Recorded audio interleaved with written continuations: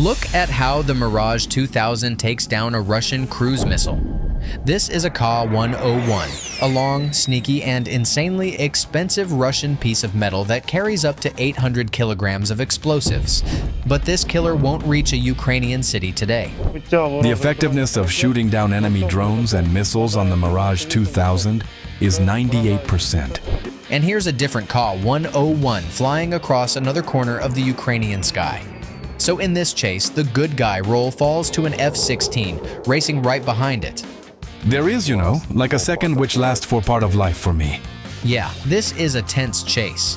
But why doesn't the Ukrainian pilot fire a missile the same way the Mirage pilot did?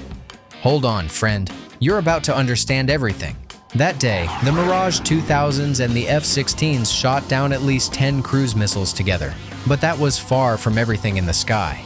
How many missiles can they shoot down in a single sortie? And if these Western fighters are so damn good, why can't they completely shut down the skies over Ukraine?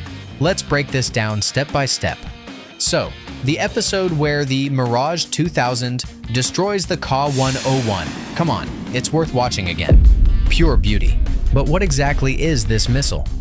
This is our main weapon, the Magic 2 missile. It proved itself extremely effective. It has almost a 100% kill rate. Magic 2 is a short-range air-to-air missile, up to 20 kilometers. Its trick is simple: fire and forget. Once the missile's infrared seeker locks onto the target's heat signature, the pilot fires, and then immediately maneuvers away to avoid debris.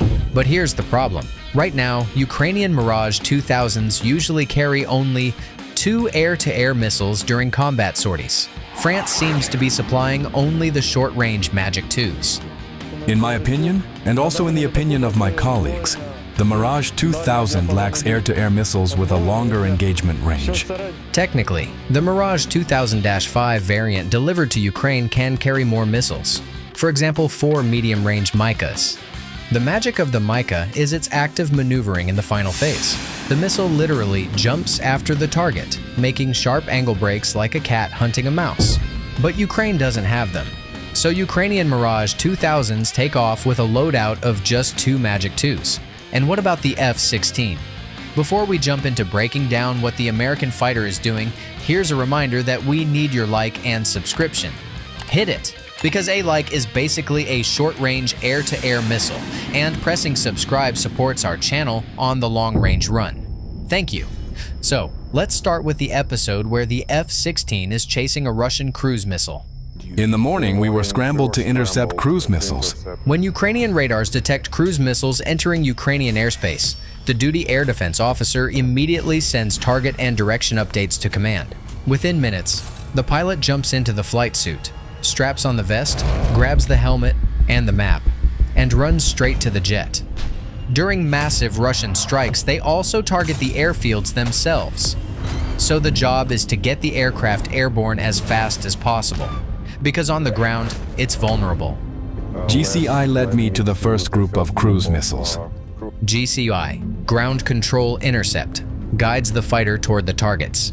GCI lets pilots focus on the actual combat task instead of scanning the sky on their own. While the jet is climbing, controllers guide it toward the target over the radio.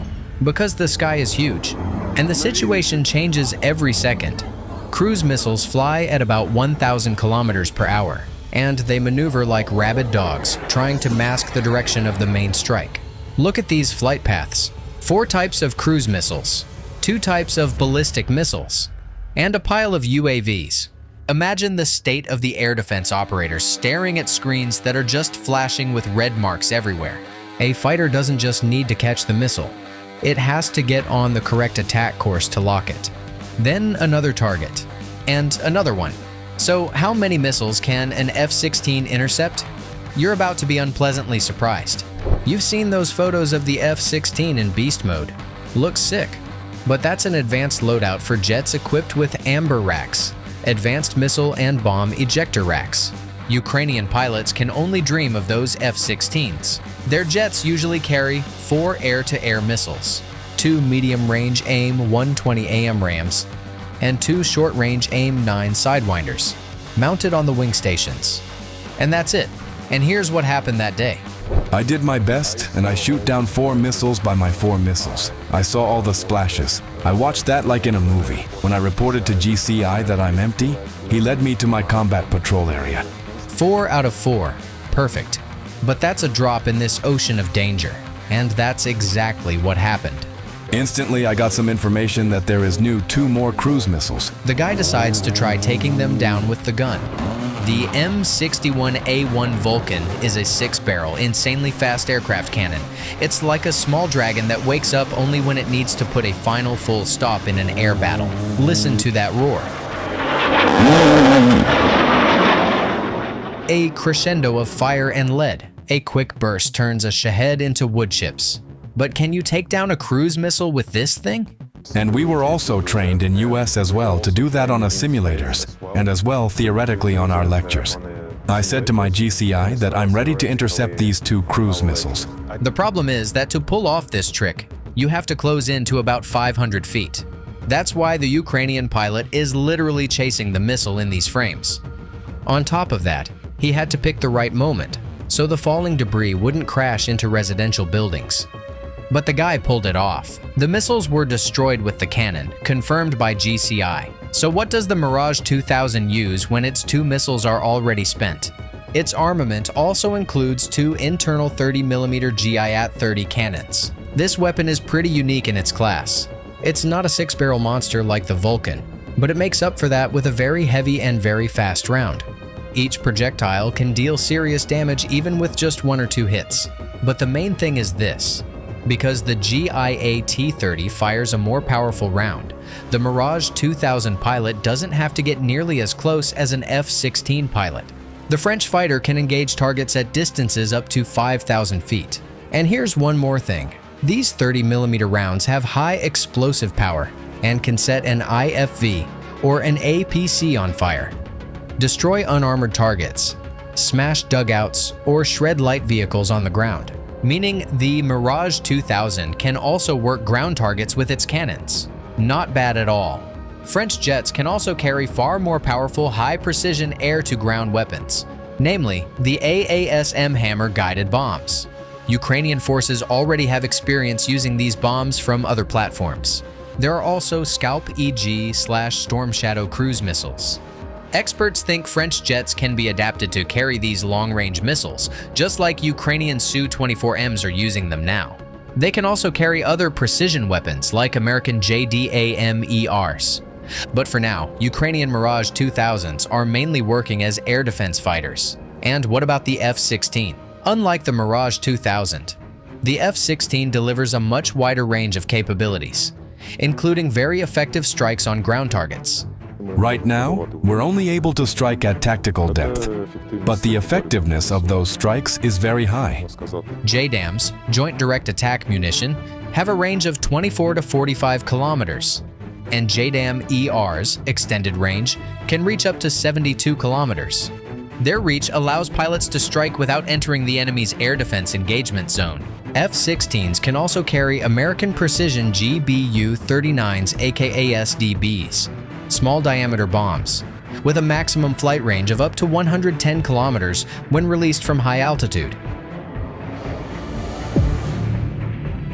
It's known that F-16 pilots have already struck more than 300 ground targets, destroying hundreds of enemy vehicles, command posts, UAV control hubs, ammunition depots, and logistics nodes. You can check out more about the F-16's ground missions in Ukraine in our other video about this fighter. But right now, you're going to learn why these Western jets still can't completely seal Ukrainian airspace against cruise missile attacks. So, to fully close the skies over a country as large as Ukraine and provide real sustained resistance to Russian threats, Ukrainian officials and military experts estimate that the country would require from 128 to 200 multi-role fighters. What does Ukraine have? The exact number of jets currently inside Ukraine isn't disclosed for security reasons, but some figures are known. The coalition of countries, the Netherlands, Denmark, Norway, Belgium, promised Ukraine around 85 F-16s in total. Less than half have been delivered so far. France planned to transfer up to 20 Mirage 2000s. But according to various reports, Ukraine has received no more than 6 of these jets for now. and even the ones Ukraine already have are constantly at risk. This is already our third airfield this week. The enemy keeps trying to destroy our equipment. Ukrainians are the first in the world to use the Western ACE concept, agile combat employment, in real combat conditions. The idea is simple. When there is a threat, fighter pilots must quickly relocate across multiple airfields. On enemy radars, this maneuver should look like chaos. But it's easier said than done, because a fighter jet isn't just fuel and missiles. First of all, it's technical personnel who handle full maintenance and flight prep. That's why Ukraine developed unique mobile service complexes for F-16s. These complexes include workshops for full weapons prep for F-16s, a flight control station, a living module for the team, and a logistics vehicle. Specialists can move across the country and service the jets wherever they are at the moment. Pretty damn cool. But these specialists can't service Mirage 2000s, so we expect more specialized service modules to appear. This aircraft zoo makes life much harder for the Ukrainian Air Force, because the MiGs and Sus that were in Ukraine before the Russian invasion are still flying and still performing a huge portion of missions. And now there are rumors about giving Ukraine Gripens and Rafales. And you can't say no to those either. That's a real logistical nightmare. Write in the comments which fighter looks more modern and more reasonable for Ukraine, the Gripen or the Rafale, or give your own pick. Thank you. Track or wheels? Tracks. Yes, a lot of people think a tank on wheels is the same as putting a locomotive on skis. The best tank? That's the B-1 Centauro. And there's no contradiction here. The B-1 Centauro, it's not some Italian stunt. If a tracked tank is a bear, then the wheeled B-1 Centauro is a wolf, but this beast loves good weather. For the B-1 Centauro, scorching heat and dust are better than rain and mud. Of course, wheels lose to tracks on heavy off-road terrain. That's why we won't compare the Centauro to a classic tank. But it's not the only wheeled tank on the Frontline. The AMX-10, the French toy, also runs on wheels. As for the wheels, driving the AMX-10 is basically the same as driving a truck, except you've got levers instead of a steering wheel. Seems like this AMX-10 driver isn't telling us everything, but you'll find out more about the French vehicle's handling a bit later. The Italian and French tanks are now fighting somewhere around Pokrovsk, and it's very, very hot there. Well then, it's the perfect moment to compare them, and at the same time figure out which gun is better, the French one or the Italian one. How do Ukrainians actually use wheeled tanks? And does the whole concept of a wheeled tank really make sense? So let's start with the guns, because both of these machines found themselves in conditions where the gun plays first fiddle. You'll see why in a moment. The Centauro B1 and the AMX-10 both have 105mm guns. But behind that number hide two completely different philosophies and two different ideas of how a wheeled combat vehicle should fight. Take a look at what the French one fires. Oops, they blurred out the type of ammunition. Time to switch to Detective Poirot mode. Take a closer look at the markings VO 1400 and VO 800. This is the ballistic designation for muzzle velocity, measured in meters per second. And the French are one of the few who print this characteristic directly on the shell. So, the AMX-10 uses exclusively French ammunition that is not interchangeable with standard NATO shells. So what exactly are these shells? We don't keep secrets from you, so we're counting on your loyalty. Hit that like button right now because it helps our stats. Thank you. So, OFL is an acronym from the French obus flèche, which means arrow shell. In reality, this is the French variant of the APFS-DS round, armor-piercing, fin-stabilized discarding sabot. Rumor has it that it can penetrate the frontal armor and turret of Soviet T-55s and T-62s at distances up to 2,000 meters. Modern tanks? Forget it. It won't penetrate even point blank. Well, unless you sneak up on it and hit the side or the rear. But to do that, you'd have to jump right into the enemy tank's line of sight and get your ass handed to you. That's exactly why Ukrainian crews use other ammunition and a different tactic. Let's start with the shells. Most often we use heat rounds, and smoke rounds have also worked great. OFUM are exactly the shells you saw in the ammo rack. These are smoke rounds, whose main purpose is to create a smoke screen to mask the movement of friendly forces or conceal their positions from enemy observation. But Ukrainians use them against infantry. When it hits the target, it forms a smoke screen, so the enemy can't understand where the fire is coming from. The destructive power of the OFUM shell is lower compared to high explosive rounds. Its main danger lies in its incendiary effect and the smoke, which makes breathing and visibility much more difficult. Працюємо по укриттям We work on shelters where enemy infantry hides, so that after us our drone operators can do their job. Ukrainians use the following tactic. They fire a series of incendiary rounds at the target to ignite the forest and force the enemy out of underground shelters, and then they send in kamikaze drones. So, the AMX-10's gun once allowed it to fight tanks using a maneuver-fire-maneuver tactic. Today, the gun's capabilities are mostly enough only for fighting infantry, but Ukrainians discovered other abilities hidden in this gun. They fire the AMX-10's gun at distances up to 7 kilometers. That's 3.5 times farther than the manufacturer intended. How? Watch. If you elevate the barrel to a high angle, the shell flies on a long arc and goes much farther, even beyond direct line of sight. This technique is called indirect fire. The thing is, the AMX-10's gun has a rifled barrel, which gives the shell excellent flight stability. Boom. And a few seconds later, the enemy gets a present. And what about accuracy? Look, they use a bustle, just like real artillerymen. If you have the target's coordinates, the rest is simple. Boom. And the enemy goes straight to heaven. So yes, the AMX-10 can still be useful even in a modern war. What matters is having a good head on your shoulders, a solid rifled gun, convenient controls, and the right ammunition. And what about the gun on the B-1 Centauro? It is also equipped with a rifled 105mm gun called the Canon OTO Malera 105/52 LRF. You may have seen a similar gun, just from another manufacturer. On the Leopard one, we have several videos on our channel where Ukrainians share their impressions of this tank, and especially its gun. If you missed any of them, subscribe. We release new videos about Western weapons on the battlefield several times a week. So, unlike its French counterpart, the B-1 Centauro can use all standard NATO 105mm ammunition. But even among that list, there are favorites. Томат. Favorite shell? Hesh. HESH stands for High Explosive Squash Head. How does it work? Not at all the way you imagine. A HESH round has a soft nose. When the shell hits armor, it does not penetrate it. Instead, the explosive charge splatters across the armor like a thin pancake on a frying pan. A moment later, detonation occurs. And that's when the most interesting part happens. From the inside of the armor, chunks of metal break off and turn everything inside the tank into mush. The equipment, the crew, the internal mechanisms. And at the same time, the armor itself remains intact on the outside. So the HESH round doesn't punch a hole, but after a slap like that, the tank basically loses its teeth.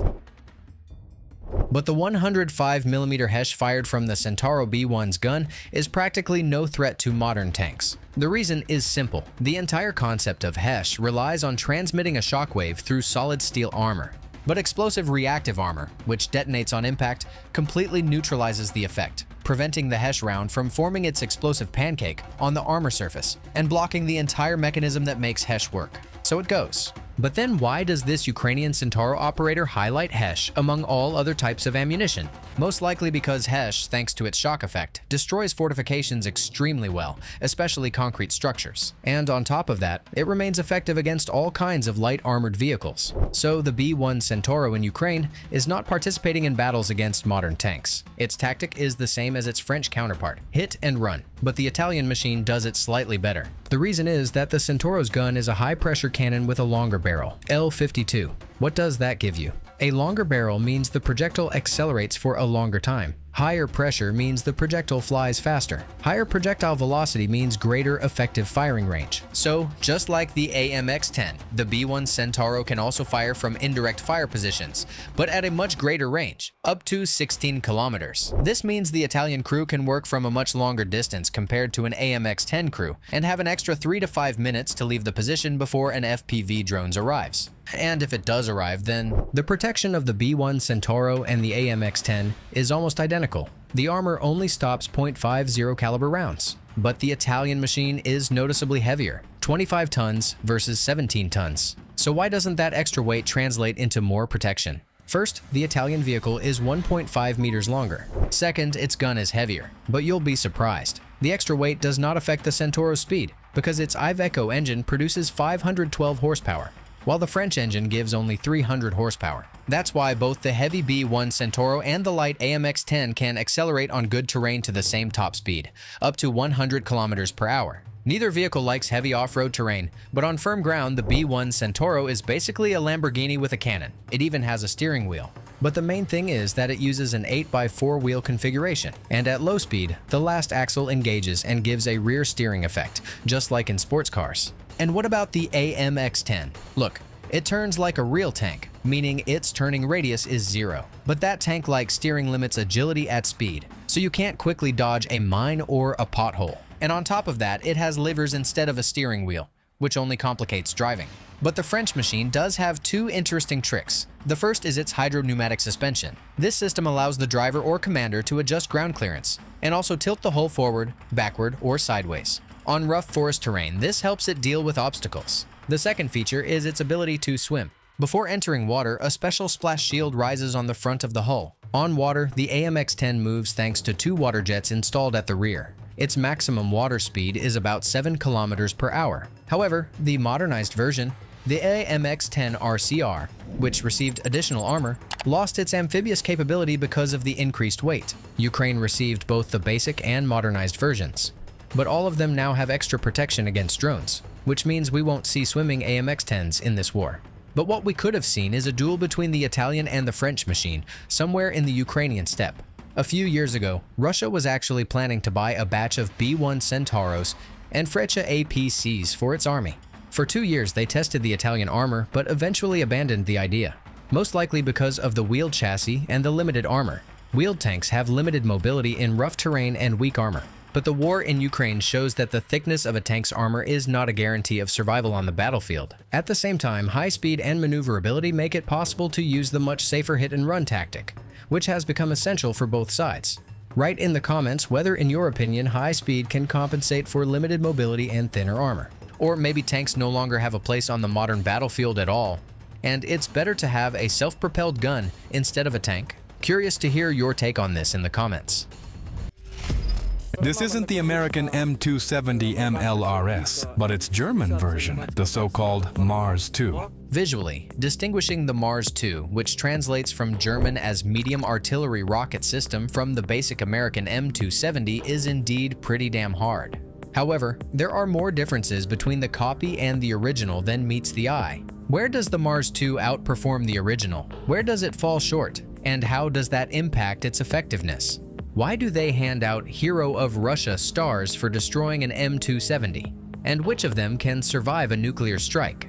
That's exactly what you're about to find out. So, Ukraine received only 5 Mars 2 units. Oops! Now, there are only 4 left. This is just about the only video where a Mars 2 gets hit. Yet the Russian side claims 45 destroyed German systems. That's more than the Bundeswehr even has in stock. No comment, as they say. Sorry, here are 2 more Mars 2s. They're being hauled to Germany for repairs. Did they return to the battlefield? Unknown. But we are working and continue destroying the enemy. In any case, the Mars 2 is the rarest and most mysterious MLRS on the front. The only thing rarer might be this hybrid, consisting of a BMW 7 Series and an MLRS. Before we start the main story, subscribe to our channel and you'll see even crazier wonders than this. So, the BMW-based MLRS is impressive, but it surely can't compare to the Mars 2 in range. According to the tactical technical specs, the Mars 2's maximum range is 84 kilometers. Right now, that range doesn't offer total safety for the crew, because modernized versions of Russian Lancets demonstrate the ability to hit targets at a distance of no less than 70 kilometers. And this is exactly what forces Ukrainian crews to literally dissolve the Mars 2s into the terrain immediately after a salvo. If it weren't for the tactics the Ukrainians use, we would have forgotten about their existence entirely. Here's how a mission usually goes down. A Mars 2 never heads to a firing position alone. Up front, a pickup.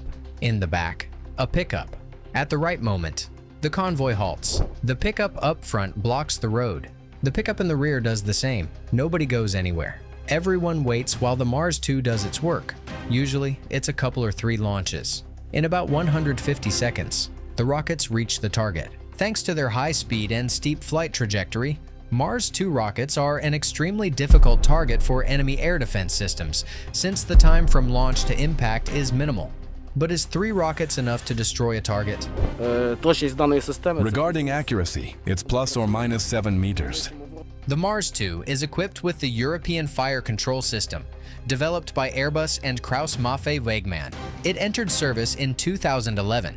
meaning this is a very modern system that allows for precise control of every single rocket. And instead of hydraulic drives, it's got an electric launch drive system installed, faster, and requiring less maintenance.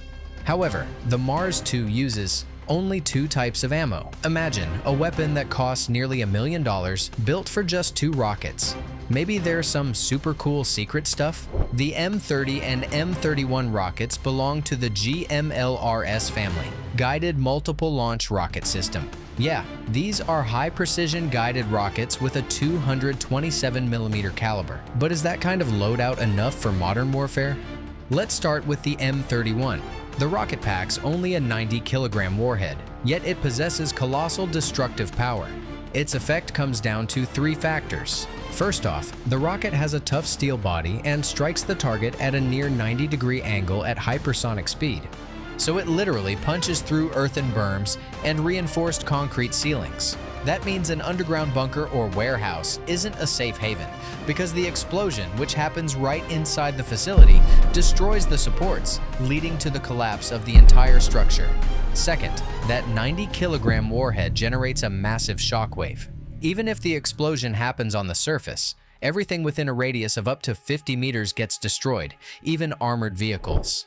Third, shrapnel. Although the M31 isn't a specialized fragmentation rocket, upon detonation its steel casing shatters into thousands of heavy, jagged fragments that tear through everything in their path up to 100 to 150 meters from the epicenter.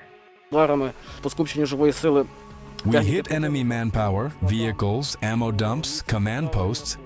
These are surgically precise strikes with maximum effectiveness.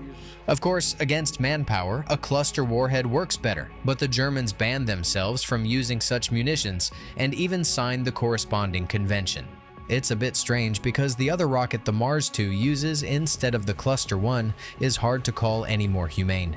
It's the diabolical M30, packing 180,000 tungsten balls.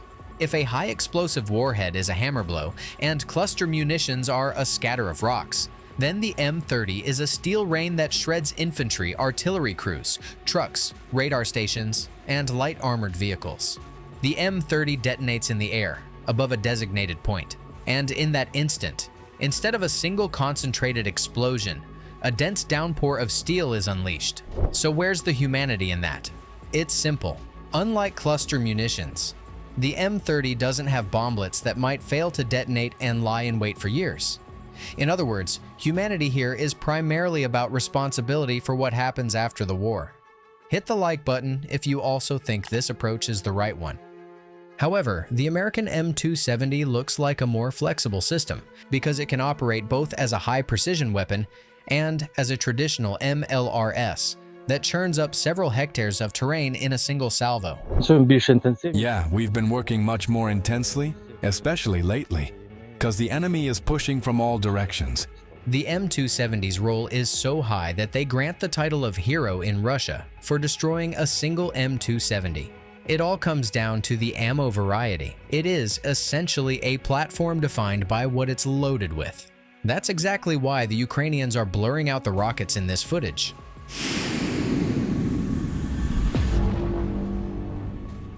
But you can identify them by the aftermath. The first munitions for the M270 were the M26s, cluster rockets containing hundreds of submunitions for the mass destruction of infantry and vehicles.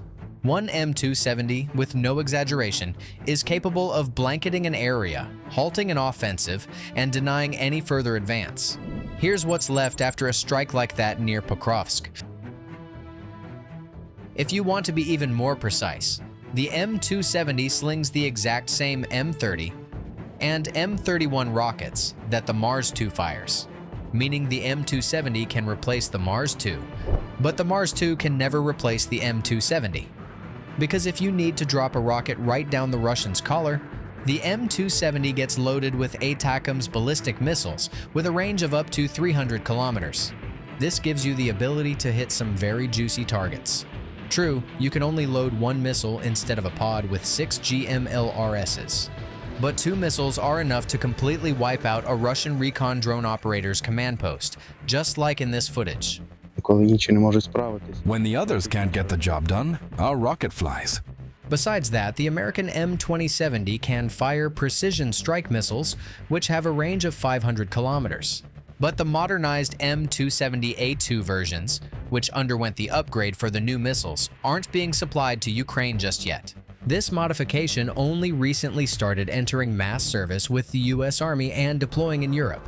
However, precision strike missiles are fully compatible with the M142 HIMARS that are fighting in Ukraine. But these modern missiles also aren't being delivered to the front yet, so we can't say anything about their real combat performance. But we do have a video on our channel about the daily combat grind of the HIMARS, so we won't dwell on these systems in detail, but we'll continue with the differences between the Mars 2 and the M270.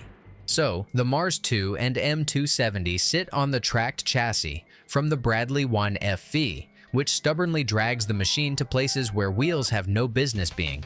Churned up fields, wet soil, tank ruts, tree lines.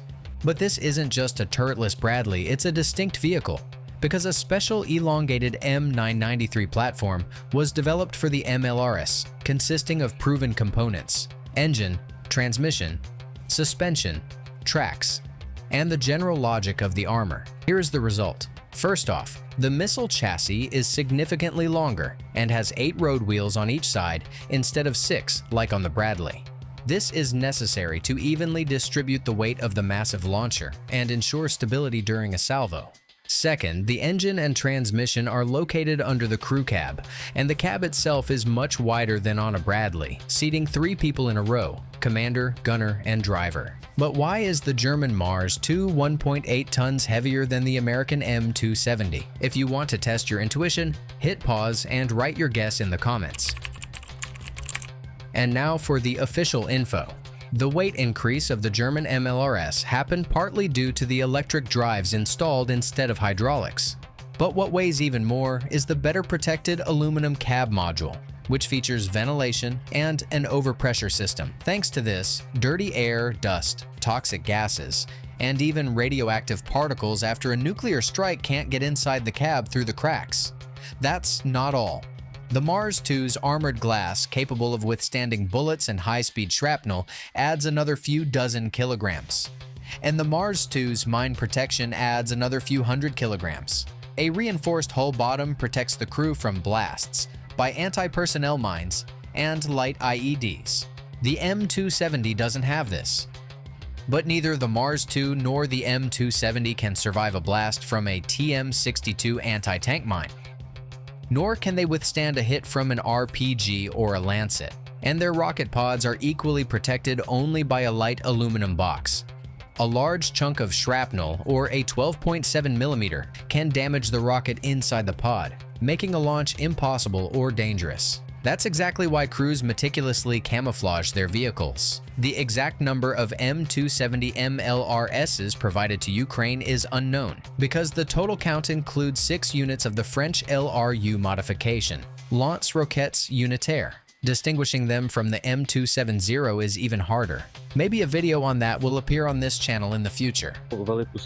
We're doing a massive job helping our infantry. I think there's a reason they say artillery is the god of war. You're also doing a big job when you write your thanks, impressions, or requests for future videos in the comments. We read everything. Over 800 aerial targets are entering Ukrainian airspace. Most of them are heading for the capital. Kyiv is in danger, and air defense today is personally commanded by the commander of the Air Force.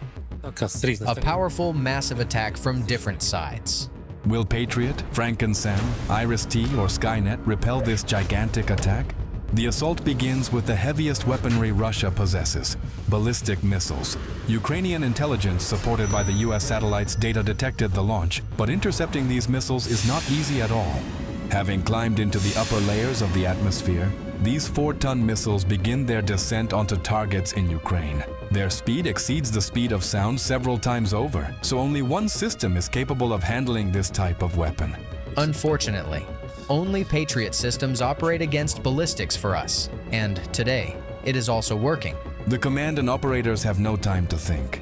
Practically seconds. It's the experience we've gained over these years that's at work. A Patriot crew opens fire. A $5 million missile is launched to intercept the target. Direct hit. However, the more missiles Russia launches, the harder it becomes to shoot them down. A lot depends on the operator's work. It's impossible to engage and destroy all targets right now. Even the destroyed targets still fall and detonate somewhere on the ground. Ukraine's air defense system is using Patriot systems less and less due to a shortage of missiles. Today, not all ballistic missiles are successfully shot down. And for the Air Force, the fight is just beginning.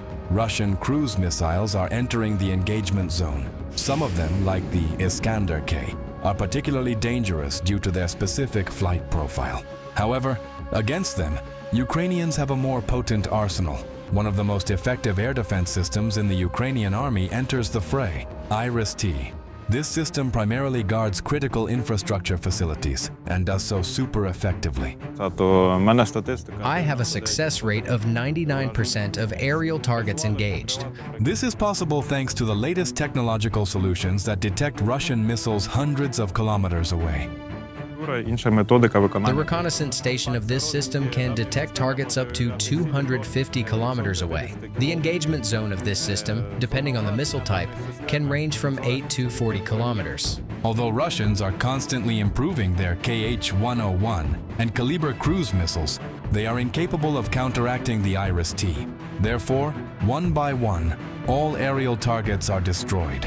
The problem with this system is as mundane as with Patriots, a small quantity. So as soon as Russians spot a gap in air defense, they exploit it. Today, they are not succeeding. The cruise missiles are shot down, but not solely by IRIS-T forces. If cruise missiles are incoming, fighter jets engage. Fighter jet combat with missiles is a dangerous but important task that deserves a separate video. In a year of combat operations, Ukrainian F-16s have shot down 1,300 aerial targets. Like this video if you want to see it on the channel. However, the battle is just beginning. The most challenging phase of repelling a combined air attack is the Shaheds. These UAVs terrorize Ukrainian cities daily, but today is an absolute record, 810. Ukrainians are preparing to repel all this might with their own air defense assets. Civilians descend into shelters. All possible means rush to firing positions. Work is in full swing at the command post. Every air defense engagement is a new decision made depending on the situation. Just some period before this attack, an unexpected attack by Shaheds took place against Poland. However, over there, to shoot down 10 Russian drones, they deployed Polish F-16s, Dutch F-35s, Italian AWACS reconnaissance aircraft, and aerial refueling tankers jointly operated by NATO.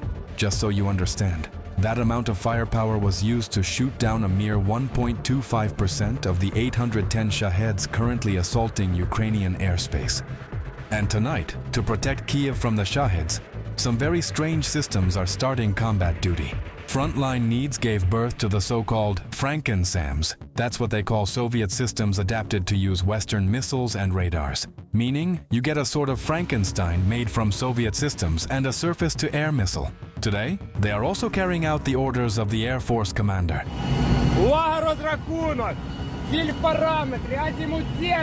In most cases, we're talking about Soviet Buk SAMs, but the idea of such a hybrid is being implemented on other platforms as well. For example, this OSA SAM, modernized by a Ukrainian charity organization.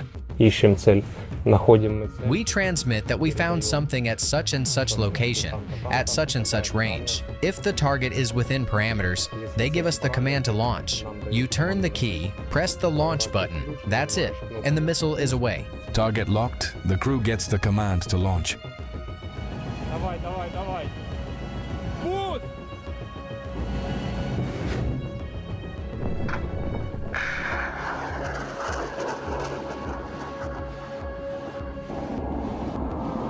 Підрив. Ні. Да, щось падає. Падає, да. Seeing you subscribe is just as satisfying to us as shooting down Shaheds, so hit that subscribe button. In addition to the Ukrainian-American SAMs, a no less effective British system enters the battle. This is the improvised Raven SAM, equipped with ASRAAM air-to-air missiles. It's equipped with an imaging infrared seeker that forms an infrared picture of the target, so it does most of the work itself. The Raven SAM is a very simple setup. Here we see just 4 switches and a button, the launch. When engaging in combat work, I select a missile and execute the launch. After that, the missile comes off the rail and reaches the target very quickly. Obviously, these missiles are higher tech and pricier than the Shaheds. But to repel today's attack, they are needed more than ever. But no matter how many of these SAMs and missiles we have, destroying hundreds of drones requires something else. Cheaper, more effective, simpler. Here, on the outskirts of Kiev, the Gepard enters the game. This equipment needs an open space without any trees. Otherwise, the radar might give wrong readings. And in this way, we scan the area we are located in. Armed with 2 35mm radar-guided cannons, the Gepard has long become one of the main tools for destroying Shaheds. The ahead round detonates in the air and peppers the target with a cloud of tungsten sub-projectiles, covering a large area, which is crucial for destroying the target. Yes! Yes! Yes! But time takes its toll, and the 50-year-old Gepards break down more and more often. And in conditions of daily work, every downtime costs lives. That's why another German system is joining the defense of the Ukrainian sky, Skynex. It received its baptism by fire in Ukraine and is performing excellently. The same A-head rounds are destroying yet another Shahed. A moment of silence falls. The first wave of the attack has been repelled, but there are many such waves ahead. Aerial combat lasts 10 to 12 to 16 hours. So it is definitely not the time to relax. Keep the missile alert active in the sectors where we are working on the Shaheds. It's time to show the main player in destroying enemy drones. And it's not high-tech missiles, not anti-aircraft complexes. It's the legendary Browning M2 machine gun. Target in sight. Distance 17 kilometers. Heading roughly toward us. Getting ready, waiting. They can only work within a radius of 2 kilometers, so the guys have time to prepare. We're removing the camouflage, mounting thermal imaging devices, loading the ammo. The so-called mobile fire groups are working the most actively. There are over 1,500 of them in Ukraine. Machine guns mounted on pickups have just one special feature, a thermal imager. The thermal imager attaches via quick-release mounts, sets up very fast. You open the eyepiece and lightly turn it on with one button. We also use it to record video confirmation of the shoot-down. The ammo load is standard too, 12.7 caliber rounds with tracers. To show other adjacent units where the Shahed is, in case they happen not to be able to spot it visually. Okay, load everything. This is a box of 100 rounds of 12.7, and the Browning machine gun is quite simple and reliable. We've been using it for over a year, and there have been almost no malfunctions. Another swarm of drones is approaching the capital. Targets can come in at different altitudes. For Shaheds right now, we've recorded a max altitude of up to 4,800 meters. Aerial targets are marked in red. You can see the quantity already. Enemy drones are entering the engagement zones of the fire groups. On top of assets on the ground, Ukrainians came up with something else, shooting down Shaheds with the same machine gun, but from a helicopter. This method is more effective, though it requires a team of professional pilots. This method is used both day and night, so the teams usually have little time for rest. The helicopter returns after the mission. The hard night is coming to an end. But one more means of destroying Shaheds was left unnoticed. It is, in fact, an anti-drone drone. In 6 months of using the product called Sting, it has hundreds of Shaheds and Gerbers to its credit. It's not a magic pill either. It doesn't eliminate every Shahed in the country, but they take out their share of Shaheds. That share largely depends on the time of day. A Shahed is harder to detect at night, but when you have general experience working against aerial targets, it's much easier. These drones fit perfectly into the incredibly motley defense system of the Ukrainian sky. Yet even this is not enough. Tonight, all air defense forces shot down 747 UAVs and several missiles. This means some Shaheds reached their targets, which will impact civilian lives. However, without the work of these people, Russia would completely dominate the Ukrainian sky, which would mean defeat on the ground. The Ukrainian Air Force gains unique experience every day, and destroying such a quantity of targets in just one night testifies to exceptional dedication and professionalism. So today, the Ukrainian sky stood firm, and we are already preparing a new story for you. Thank you for every comment, and we await your wishes regarding future videos. We read everything. Attention! Launch on the first channel. Launch.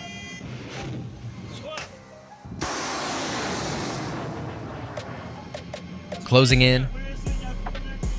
Target destroyed. Confirmed.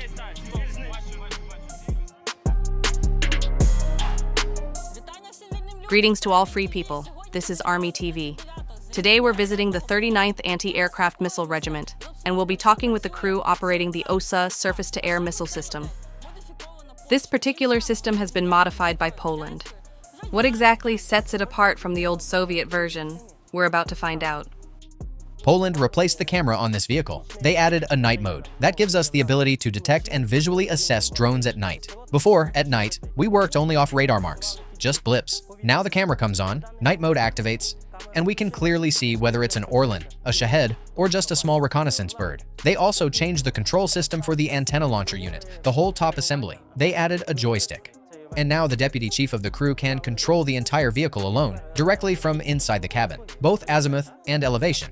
That lets us switch to combat readiness faster, and also drop back to readiness level 3 faster when needed. Another big change, the encryption unit was replaced. The old Soviet one was removed, and a Polish encryptor was installed. And what does that give you? What are the real advantages? We're a bit harder to see. Not dramatically, but it matters. The enemy gets less radar return from us. Lower emission, weaker signal going back to their radar. That gives us an edge. Can you show us your workstation where the actual control happens? Is it right here? Yes. Come on, I'll go first.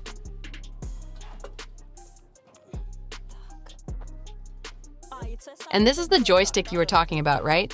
Yes, this is the joystick I mentioned. The camera was upgraded.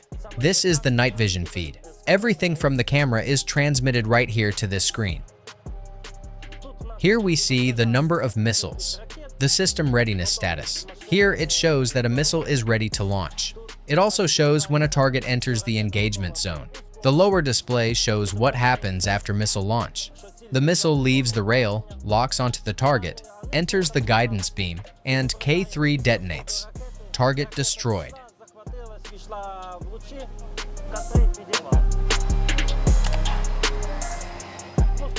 Launching the system starts with power and circuit checks. We verify voltage to make sure everything is stable. Once that's confirmed, we bring the machine online and go to work. You know, you've got a lot of toggle switches in here. I once filmed the Gepard, and there everything was labeled in German. Even the crew commander had gone through and hand-labeled things with a marker, just so in a critical moment he could react instantly. Looks like the Poles did the labeling here. Yeah, it looks like the Poles labeled this one too. When you receive a combat order, when there's an incoming target, how does your work actually start? The vehicle powers up, and we're past the target coordinates. This radar up top, the one that's constantly rotating, feeds everything down here as contact points. Those points give us the target azimuth, say 270 degrees, and range, for example, 10 kilometers, about 6.2 miles. We lock that range in. See? Range 10 kilometers per hour, azimuth 270 degrees. That's the target. We see it, a track mark appears. We take it, switch on the camera. We now have azimuth, range, and elevation angle. Elevation is altitude, how high the target is above us. We report it, identify what kind of target we're dealing with. Then we switch to combat mode. We wait until the indicator lights up, launch ready. And then, on the crew chief's command, we turn the key and press the launch button.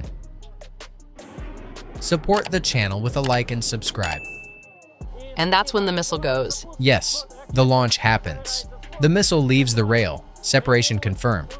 We get lock on, then guidance, medium beam, narrow beam. As the missile closes on the target, the K3 light comes on. That means target destroyed. When it's raining, you have to use moving target selection. That lets us filter out rain and clouds. clean the picture, and see the target better. We once worked during a heavy downpour, real rainstorm. Shaheads were coming in. For about 5 minutes, we couldn't get a solid lock. Then we enabled moving target selection, picked the Shaheads up cleanly, and destroyed them.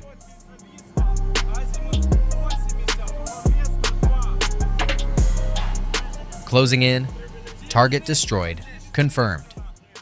There are moments when, after launch, we see the target pulling away, and we're running out of range. Standard engagement range is around 10 kilometers, roughly 10.3 kilometers at the edge. For the system, that's already a control limit. Beyond that, the vehicle is not supposed to fire. But we've had moments where we launched at 10.5 kilometers and destroyed targets at 11 kilometers, 12 kilometers, even 12.5 to 12.9 kilometers. You're not supposed to do that, but there were critical situations when that target was causing serious trouble and it had to be taken out. And in those moments, we pushed the system beyond its limits. Over the course of your service, how many targets has your crew taken down? 140. 1 Su-series fighter aircraft destroyed, 2 other Sukhois engaged, 2 Orion strike UAVs destroyed, cruise missiles, Shaheads, and various reconnaissance drones. That's just 140 confirmed kills that are officially recorded. At the start of the war, nobody was filming anything. Nobody was recording video. You just put a check mark in a notebook, destroyed, and that was it. So you're basically the one constantly pulling the trigger and knocking these targets down. What does it feel like when you score a kill? What's going on inside you? The first 10 kills. Pure adrenaline. Real euphoria. Right now, it's over 160 launches. 140 confirmed destructions. But still, every destroyed target, it's a rush, right? Yeah, it's a hell of a rush. Tell me, how do the Russians actually operate? Do they probe our air defense, try to feel it out? A lot of fake targets. Electronic warfare is constantly in play. You get a huge number of false returns popping up on the detection screen. To confuse you? Yes, but when EW is spoofing, the target doesn't actually move. The blip is there, but it just sits in place. When a Shahed is flying though, it's different. The speed is high, and you can clearly see the track. The mark moves along the azimuth, or you see it closing the distance. So that's how you tell a real target from a fake one. These days, what helps the most is the EO/TV channel that came with the Polish upgrades. It shows targets much better than what we had before on the old Soviet version. There were situations like this. They'd send in 1 reconnaissance drone. We'd shoot it down. Then 2 more would come in. We'd take those out. Then more would follow. They don't really use sophisticated tricks, but they do like to wear you down.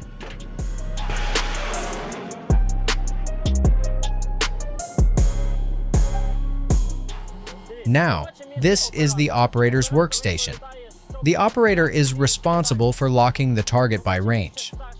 This is the senior operator's position. He's responsible for antenna tuning and detecting the target on the scope. This is the deputy chief's seat. He helps the guys with identification and executes the launch. The commander sits where you're sitting now. He conducts objective control and handles the radio traffic. And this is the driver mechanic's position. Hello? This is the most important man we've got. He has to get us in, move us out, maintain the vehicle, start the turbine, start the engine, drive in, reposition, and camouflage the system. He's a rock-solid guy. We had a driver mechanic once. We were in active combat. We launched, destroyed the target, and at that exact moment, we got hit with BM-27 Uragan MLRS fire. Our driver didn't hesitate for a second. He slammed it into gear, laying across the crew chief's position, floored the gas, and drove. Cluster munitions from the Uragan were falling all around the vehicle, and he was still pulling us out. In that position, he drove about 4 kilometers, roughly 2.5 miles, and got us clear. That's the kind of people who save a crew's lives. How long does someone need to train to work with this system? We had an operator come to us. He was from a guard platoon, knew absolutely nothing about air defense. They transferred him to us, put him straight into the vehicle. 3 months later, he was already working. There's nothing impossible here. You can learn anything. The main thing is that people come willing to learn, and we'll teach them.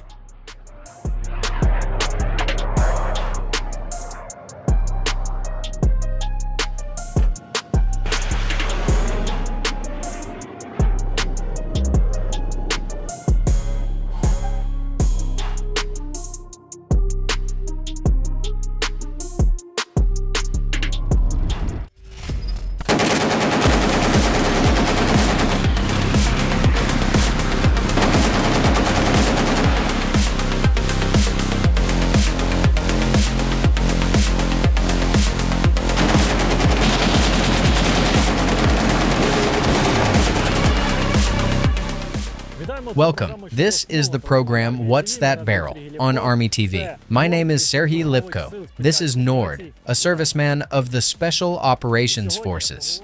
Welcome. And today we're going to talk about a legendary machine gun, the dream gun, it seems, of every machine gunner, and maybe of every serviceman in general, the Browning. Nord, you've worked with it in real combat conditions. What were your impressions? What can you tell us? At first, the impressions were mixed, because you had to get used to the machine, as they say. Just like with any vehicle for a driver, or any weapon for a soldier. But after putting in the hours, after training, in actual combat work, it showed itself at its absolute best.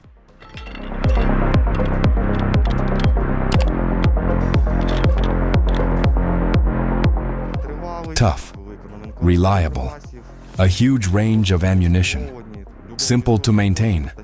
Any serviceman literally needs about 30 minutes to an hour to understand how it works, clean it, and then keep fighting with it. And once you start working, everything they have starts flying at you. Yes, of course. From artillery all the way down to small arms fire, FPV drones, anything just to shut it up. Because when it's working, the enemy, even if he technically still has a chance, he just can't lift his head. The whole tree line gets shredded to pieces.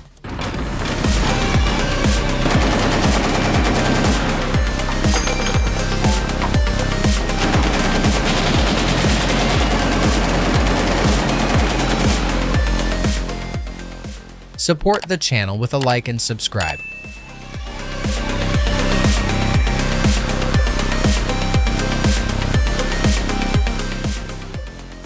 This is a machine gun that has 3 firing modes: safe, semi-automatic, and automatic. Not every machine gun out there even has a semi-automatic mode. That's right. So how is it set here? Everything here is dead simple. You just turn the handle. That's it. You're in semi-auto. No complicated manipulations. Everything is accessible. Everything is fast. And even at night, when you can't see a damn thing, it's all done by feel. If you need to put out single shots, you squeeze, then switch to automatic, and you work it in full auto.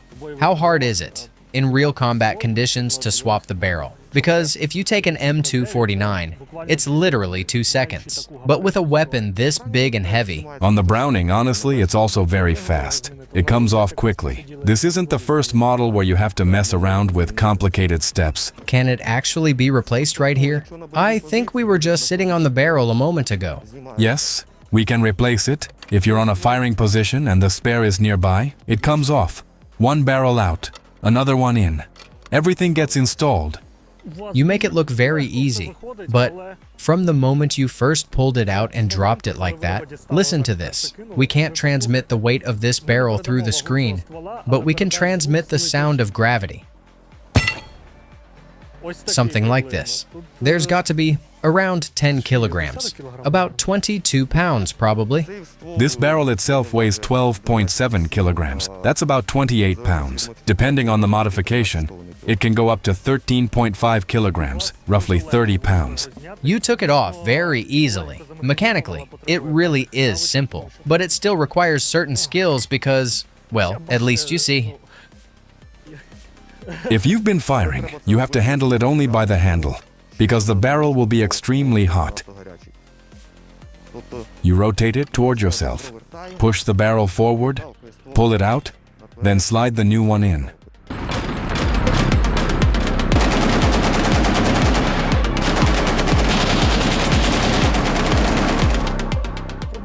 I suggest that while it's already partially disassembled, we take it further. Not completely, but show what a field strip of the Browning M2 looks like. The barrel is clear. We've removed it. What's next? Next, we start by removing the rear part of the machine gun, what everyone just calls the backplate. You press one button, then another, the backplate comes off. That's it. After that, you remove the recoil spring. It's no larger than the one on an RPK. Then you cock it using the handle, pull out this pin, and place it right here so it doesn't get lost. That's how most machine gunners working with the M2 Browning do it. Then, to pull out the main working assembly, you press a special spring that locks everything in place and pull it out directly. This is the bolt assembly. It separates. All right, it all came apart very easily in your hands. Let me try to put it back together now. I remember how it's done, but This is where specific skills are needed. Everything has to be done in sync. yeah, we need synchronization here. So we line everything up at the same time. I honestly don't even know how this is done. Even though we're inserting it, Yes, with a slight downward tilt. Guide it in. At this moment, adjust this selector flag. It goes in further. Then guide it again, follow the feed tray latch. That's it. It's assembled. All that's left is to insert the recoil spring, the pin, and the backplate. first, the pin. Yes, the pin goes straight into its slot. Then you cock it using that pin. After that, you insert the spring. There's a hole in the frame. That hole is way down in there. Yes, you insert it. And this pin locks into the hole on the right. Here it is. It should seat. It's seated, and all that's left is the rear section. Trigger up, it's in place. That's it.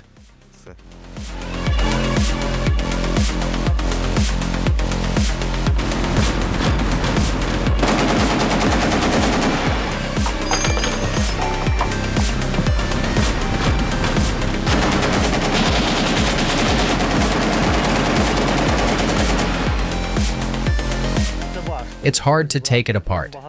There are a lot of parts. It's heavy. And the position isn't comfortable, down low like this. But in combat conditions, it's faster. The machine gunner is usually lying prone and can disassemble it like that. Yes, usually. I suggest we mount this barrel and see how it works. Yes, of course.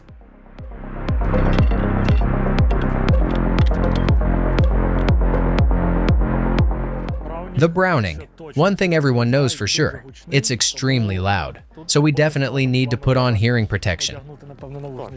Yes, I'd recommend it. It's going to be very loud. Can I try a few shots under your supervision? Yes, of course. I assume it's the same as with any machine gun. We open the cover, carefully lay the belt in, and lock it. Locked in, correct? Yes, absolutely. Cover closed. That's it. Now it's ready. You can cock it. It can be cocked even while on safe. You immediately drop into that classic Browning squat. Oh yeah, I've seen that on TV before. Sharp movement. In semi-auto mode, you need to push the handle fully forward. Yes, good. Then the central chambering of the round, it's chambered. Now you can take it off safe, and there will be a shot. Does it cut through tree lines well? Yes, very well. Trees go down. Shot. And for the next shot, chamber.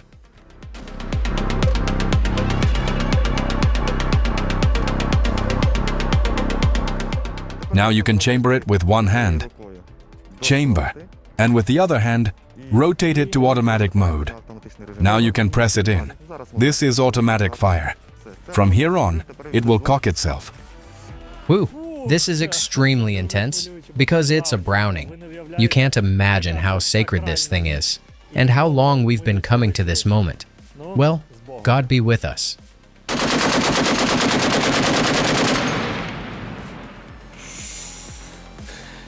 That's pure power. And immediately, there's that unmistakable smell. Feels like something burned. Probably not. That's just lubricant and powder gases. God be with us. It jammed a bit because of that. Adjusting. All right, it'll be fine. A round popped out. Adjusting. Let me take over for a moment. You can cock it. We're working? Now that is a command.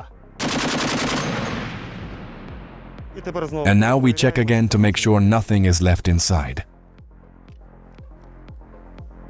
Clear. Trigger. This was the program, What's That Barrel on Army TV? The legendary Browning M2. Thank you for your work and your patience. And thank you for your patience as well, Mr. Nord, a professional operator of this machine, as you can see, and an equally professional instructor. Thank you.